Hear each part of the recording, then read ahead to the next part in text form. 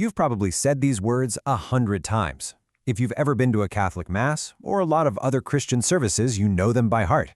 They're some of the most powerful and defining statements in all of Christianity. But have you ever stopped to think, where did that specific, really detailed description of the Holy Spirit actually come from? Because, it wasn't always in the Creed. And its origin story? Well, it's a tale of major crisis and deep conviction. The story of these words is really the story of a creed that was literally forged in fire during a moment of intense crisis at a hugely important meeting we now call the First Council of Constantinople. So to really get why this council was so essential, we've got to rewind the clock, back to the 4th century. The Church, to put it mildly, was in a state of theological chaos.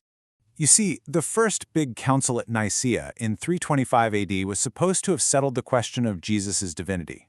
But it didn't end the arguments. Not even close.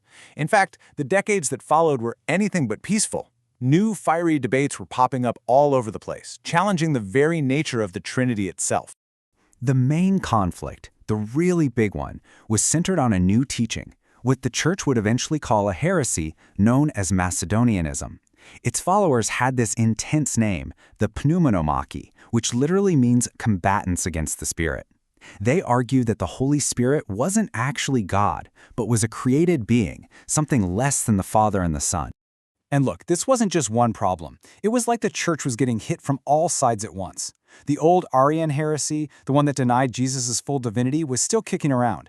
A new one, Apollinarianism, was arguing that Jesus didn't even have a human soul. It was a perfect storm of confusion. So, into all this chaos steps an emperor who's just had enough. He's determined to restore some kind of order and theological peace. And a solution? You guessed it. Call another great council. So, in the year 381, Emperor Theodosius I summons the bishops from the Eastern Roman Empire to the capital city, Constantinople. The goal was to settle these disputes once and for all. Now, to understand what happened next, you gotta know who was in the room, and maybe more importantly, who wasn't. You had 150 Catholic bishops from all over the East. But get this, they were joined by 36 bishops who held the very beliefs they were there to debate. And the one person who was conspicuously absent? The Pope in Rome. He didn't come, and he didn't even send a representative. This started as a purely Eastern affair, and that becomes a huge deal later on. Their mission, their to-do list, was pretty clear. First, double down on the Creed from Nicaea.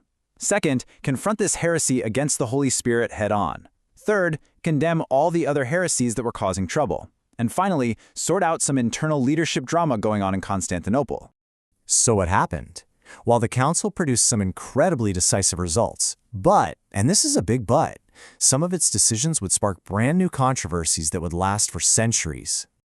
The most important thing they did, by far, was revise the Nicene Creed. And the change was dramatic. The original creed from 325 was incredibly short on this topic. It just said, "We believe in the Holy Spirit." That's it. Faced with a direct challenge to the Spirit's divinity, the bishops in 381 knew that just wasn't going to cut it anymore. They had to be explicit.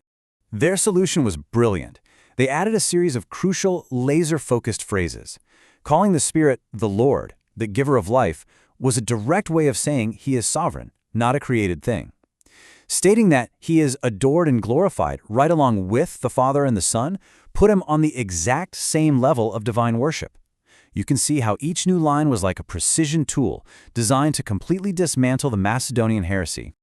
But their work wasn't just theology. The council also issued a set of church laws called Canons to sort out some administrative issues. And it's right here that they solved one problem but created a whole new one.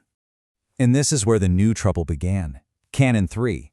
This rule declared that the Bishop of Constantinople should have primacy of honor, basically be ranked second in the entire church, right after the Bishop of Rome. And the reason? Because Constantinople was the new Rome, the empire's political capital. This was a direct challenge to Rome's authority. Rome argued its importance came from its connection to the Apostle Peter, not its political status.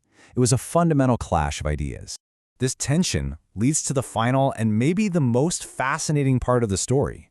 Because this council, which we now call the Second Ecumenical or Universal Council, didn't start out that way at all. It's wild, but it actually took over 200 years for this council to be fully accepted by the entire church. Remember, only Eastern bishops showed up in 381. The first big step toward universal acceptance came 70 years later, in 451, at the Council of Chalcedon. That's when the West formally adopted its creed. But it wasn't until the time of Pope Gregory the Great, around the year 600, that Rome finally gave it the full ecumenical, or universal, stamp of approval. And this reveals a really crucial principle in Catholic teaching.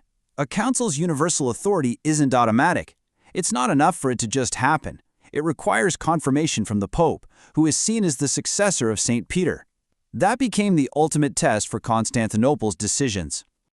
This meant Rome could basically pick and choose. It fully accepted the council's doctrinal work. The expanded creed was a theological masterpiece, but it firmly rejected the disciplinary canons, especially that controversial Canon 3 that tried to elevate Constantinople based on political prestige.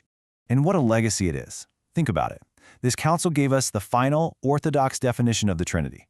It produced the very creed that billions of Christians profess today. It's where the famous 4 marks of the Church, 1, holy, Catholic, and apostolic, were formally added. And it showed that the Church has the authority to develop its understanding of the faith when new challenges come along. So the next time you hear those words, the Lord, the giver of life, remember the intense crisis and the careful theology that forged them. It's a powerful reminder of how ideas shape history. And it leaves us with a pretty fascinating question.